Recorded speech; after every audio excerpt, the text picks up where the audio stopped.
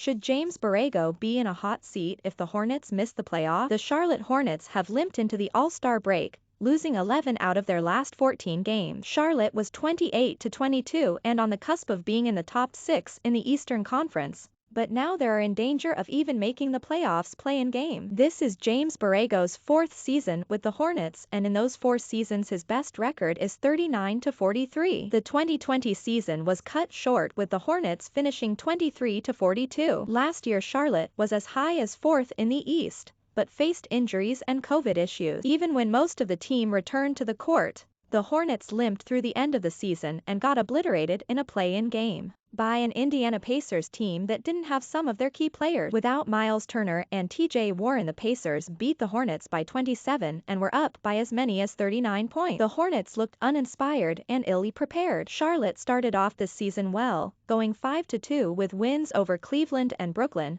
both playoff teams. The Hornets went on a long West Coast trip early in the season, but returned and won 8 of their next 9 games, including a win over the Golden State Warriors. December was a tough month as COVID ravaged the team, but a win at Denver got the Hornets back on track. Charlotte won 3 straight games to end 2021 at 19-17. After 2 tough losses, the Hornets won 9 of their next 12 games to surge to 28-22. A blowout loss to the Clippers started a run where Charlotte would lose 8 out of their next 9 games. During that stretch, the Hornets had a tough loss in Boston where LaMelo Ball had a career-high 38 points. But with the game on the line, the Hornets ran a set for P.J. Washington where his shot was blocked by Robert Williams. They nearly had a comeback versus Cleveland, but the refs missed a clear foul on Gordon Hayward on a rebound attempt and Kevin Love made 2 free throws to win the game. The next night, against Miami, James Bouknight had a blow-up with Borrego after being subbed in for 14 seconds then taken out. Book had to be sent back to the locker room. Most recently, the Hornets suffered 2 tough overtime losses in back-to-back games where they had the lead in the 4th quarter,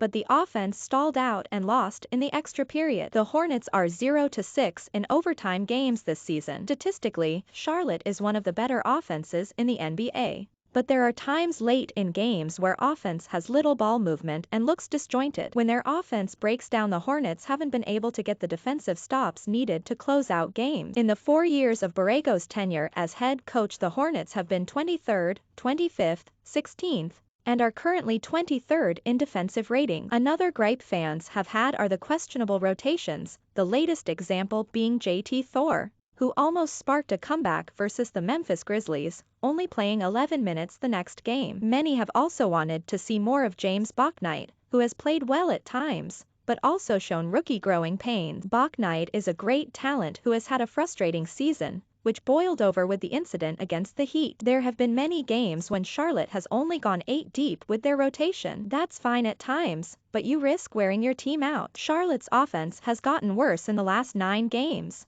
They are 26th out of 30 in offensive rating and have struggling from behind the arc. Yes, the Hornets have played good teams during this stretch, but is fatigue setting in? With only 22 games left in this season, the Hornets are only 1 game away from missing the play-in tournament. If Charlotte doesn't make the postseason, it will be a huge disappointment and someone will need to be held accountable. In professional basketball, it's often the head coach, with LaMelo Ball being named an NBA All-Star and Miles Bridges playing at an All-Star level. The Hornets and their fans can't settle for not making the play-in tournament. And based on the way this team played at times this season, just getting to the play-in shouldn't be enough either. Borrego has never finished above .500 during his time in Charlotte. I don't know many coaches who have been brought back after 4 straight losing seasons. To get to .500, Charlotte would need to win 12 of their next 22 games. If the Hornets finish below .500 and miss the play-in tournament, it will be a hard sell the fan base on bringing Borrego back next season.